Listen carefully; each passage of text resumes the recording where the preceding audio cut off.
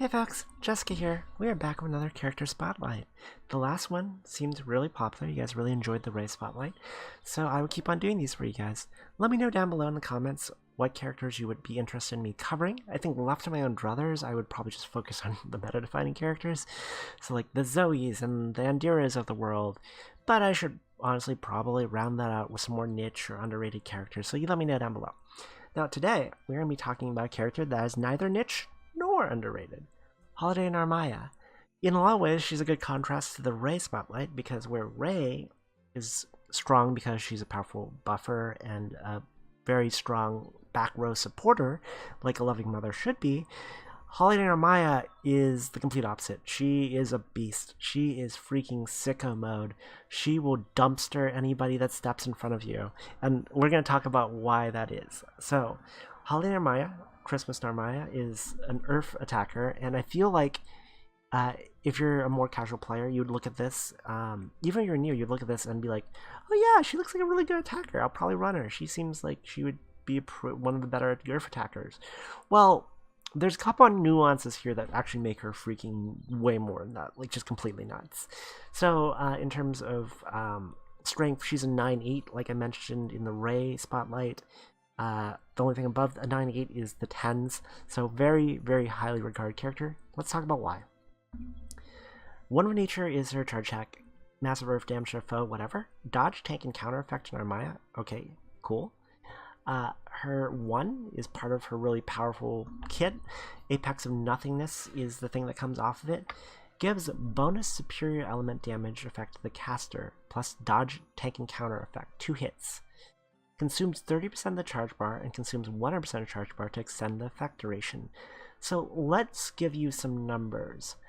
The bonus superior elemental damage to Echo is 80%, which is very large for an Echo. Echoes are typically like 20%, 30%.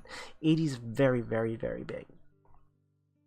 The dodge, tank, and counter effect lasts for 2 turns, and the Echo also lasts for 2 turns. But if you spend 100% of your charge bar, they both last for 6 turns. And that's significant because if you notice, the cooldown of the skill is 6 turns. So effectively, if you only use her 1 when she has 100% charge bar, she can keep 100% uptime on her Echo. Technically, she'll have 100% uptime on the dodge, tank, and counter effect also, but it only lasts for 2 hits. So as soon as like she gets attacked twice, she'll counter and it will consume it, so that will go away. Why dodge, tank, and counters is very important for her, and part of the total package that makes her really good is her Wild Butterfly passive. While she has a counter effect, deal triple attacks. Now, that's guaranteed triple. That is extremely huge, as I mentioned in the Ray vid. I think people overestimate how often they will triple without some sort of buff. Your grid alone is very often not enough to get you to consistently triple. Even with buffs, getting the character to 100% triple is unlikely a lot of times, so a guaranteed triple is huge. And it's very easy to keep up because all you need to do is get a counter on her, which her 1 basically just gives her on demand. Now, raise 8 ways level upon countering, maximum 8. 8 ways is a passive buff for her, boost to attack and defense based on 8 ways level. It gives her 5% stackable attack up and 10% stackable defense up every time she counters, up to 8. So it starts at 5 and 10, and then at 8 stacks is 40% attack up, 80% defense up. Both very nice buffs. Some things to keep in mind about this and the fact that she can keep her 1 up 100% of the time. Things that have indefinite duration, essentially like buffs that are permanent, always up, 100% uptime for a character, are very important. I think some people tend to overlook the fact that if a buff is if a character has a very strong buff but is 3 turns uptime and 6 turns cooldown, it's only 50% uptime, so half the time you don't have it. So a buff that's up 100% of the time is very, very, very strong. So now 2, her perennial beauty. This 2 skill, it deals 8 hits of earth damage to the foe. I believe they are 100k damage cap, and they restore, the skill itself restores 1k health at cap. So not a very big heal and not really a big nuke either. It's like 800k cap effectively, so probably like a mil in practice with your cap ups and whatnot. raises 8 ways level by 2. That's the main reason you use this, just get your 8 ways up faster. Also, keep in mind, Fly Fly again, her other passive, take a lethal hit while being knocked out, leaves at 1 HP. So it's a guts effect, fairly standard. When 8 ways level is at 8, activate Perennial Beauty upon being targeted by a foe. So she will counter nuke when she is targeted. Keep in mind, she doesn't have to be hit, she doesn't have to dodge, it's just if they target her, she'll nuke them. So that kind of damage can add up over time, it's nice to have. But again, her 2 is not super important. Her 3, on the other hand, is part of what really makes her break the element a little bit. Mind at Peace. So substitute effective caster receives all ally attacks. So an all ally sub, very important skill to have in a lot of situations, will save your life against certain triggers, against certain charge attacks. It's a very important skill to have. 99% damage reflection is whatever. And sharp boost to attack. So she gets an assassin off this. This is effectively an anytime assassin, and you can combine it with her 1, so she gets anytime assassin plus like an 80% echo. Give you some numbers. This is 150% unique modifier to attack, so very big. So yes, anytime assassin on any character is very nice. But if a character doesn't have a way to guarantee triple, assassin's way less good because it becomes very inconsistent. Because you pop your assassins, you expect to do like crazy damage, and then you single attack on your character, which happens all the fucking time. And then its ultimate feels bad. But with her, if you pop her 3 and then her 1 together, her 1 gives her counter, her wild butterfly gives her guaranteed triple, so she can anytime assassin with guaranteed triple and an 80% echo, which is very, very, very big damage. Now, if that's all she did, she'd be a really good attacker. Like, not gonna lie, she'd be a very, very, very, very strong attacker if that's all it did. There's a nuance here that I think a lot of people miss that really is what makes her, like, makes the wheels come off the fucking train. Like, trains on wheels. But this is the thing that makes her nuts is assassin effects. Like, for example, if you use Shiva and then you tag team, the first round attacks from the tag team will consume the assassin effect. Usually assassin effects only last until the first round attacks after you use them. So, like, Shiva, for example, you can't like double Shiva, right? You can't Shiva and then tag team with your full assassin and then attack again for double full assassin. With Narmaya, you can, because it doesn't say anything about for only 1 hit, 1 attack. It doesn't say it's consumed or anything. This sharp boost attack basically lasts the whole turn. So it's a turn of anytime assassin, and that's really big because you can take a luchador.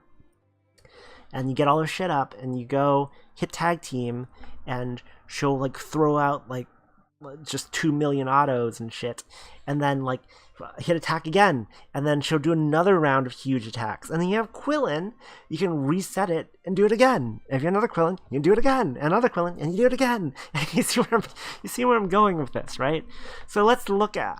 I think the best way to show this would be give an example.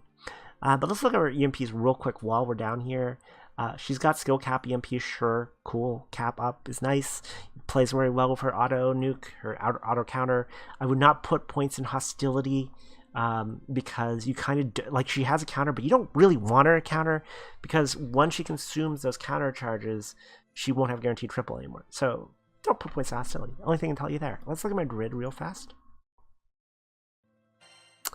So this is my Earth primal grid. I have another King Katana that needs 1 more Dama bar. I have the Dama bar, but I kind of want to see if I randomly pull a King Katana to get a second King Katana in here. That's really the only big change.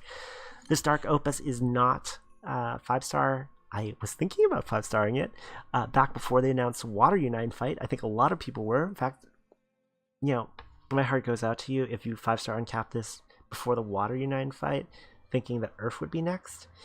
And then my heart double goes out to you because they just announced the next round of Unite fights after the water one, and it's fire for some reason and not Earth. So, like, oh man, rest in peace as dirt players. I don't know why they did that. I mean, it doesn't bother me too much, but like, I'm sure that's extremely tilting for people, especially if they already 5-star uncapped this thing in preparation and then basically got shafted twice by their schedule. I don't know why they did that. So yeah, the Drid, Seraphic Weapon, sure. Dark Opus, Hollow Sky Spear because Spear applies to Spear and Katana. Xeno Sword, Ultima Katana, King Katana, obviously, 2 Wigan guns, 2 AKs basically. And then if you're not familiar with this, this is Greatsword Andalius. This is Alethea, is that his name? Gandalf's sword. You mainly use these because they have a damage cap up, a general damage cap up. It is 7% per, so very nice. Stiggy is making a lot of noise now. It's like he senses whenever I'm recording. Okay, summons. So, Titan, obviously, then Uriel, and then freaking Belial. Stiggy, no, please. I'm trying to record. Oh my god, Stiggy. And then 2 Quillins, and you'll see what the Quillins are for in a second. This cat. Okay, so let's just jump right into the example. So, I took the liberty of priming a battle ahead of time, because, you know, you could take a Quillin friend summon to do the Quillin thing, but my friends don't have Quillins in their support slots for some reason, which is really annoying to me because, man, there's so many memes you can do with Quillin friend supports that I want to do, but I can't because people don't put them in their supports. So, yes. Let's go punch this Liganoid. So, in light of that, I took my own Quillin as a demonstration. Stiggy, please. Please, Stiggy. Please, Stiggy. No. Okay. Okay, I'm gonna have to cut and then give Stig a snack or feed him or something to get him to quiet down a second. So I will be right back. Okay, we're back with a little Stiggy do. He just wanted a hug, it turns out. So, yes. As I was saying before, I went ahead and just primed my own Quillins because I didn't have a friend, Quillin support summon in my friends list.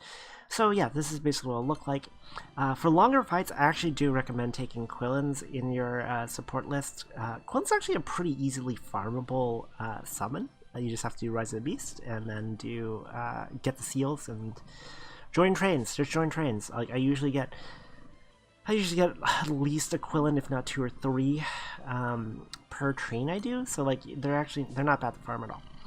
So now that we're here, let's get everything up. Oh, and if you were wondering, this Narmaya skin is the Granblue Fantasy Versus skin. If you were wondering initially when it came out, here, I'll give you a better view of Stig, since he wants to be a little star.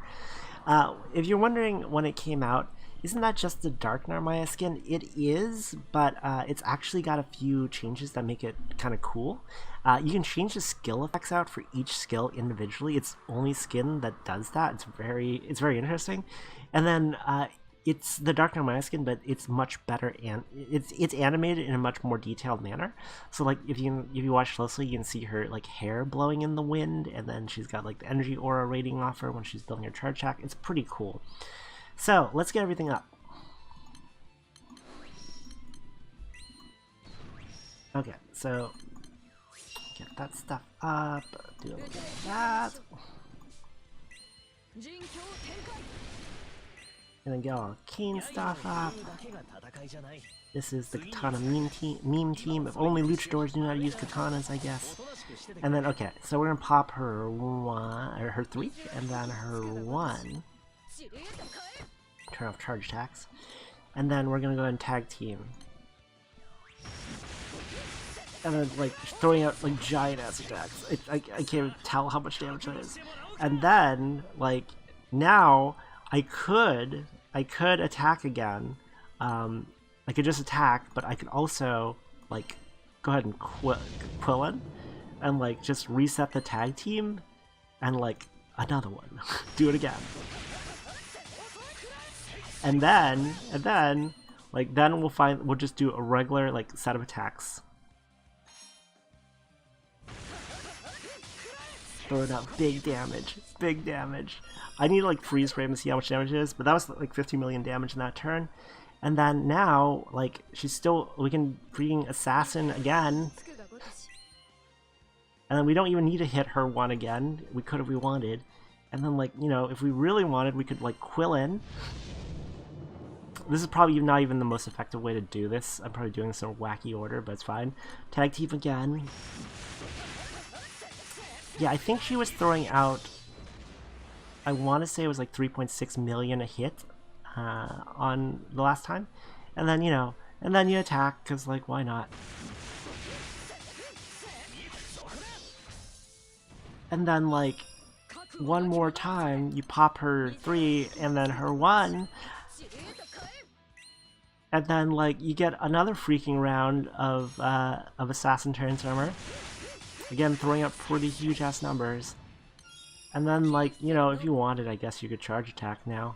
But that's why she's nuts, like, because her 3 doesn't go away when she attacks, so there's a lot of ways you can abuse it.